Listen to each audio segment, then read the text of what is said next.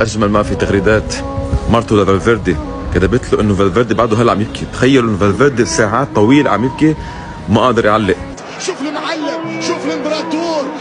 والاجمل من هذا كله الاسطوره، اكبر لاعب بتاريخ الريال، هيدي من النادر جدا انه يكتب تعليق لاي حدا. بس صراحه التعليق اللي حط رونالدو لتوني كروز انا بالنسبه لي منه منطقي. انك تقول له كنت لك للمستقبل، حظ اوفر، بالتوفيق لمستقبلك، فهو ختم مستقبله وحاضره وماضي.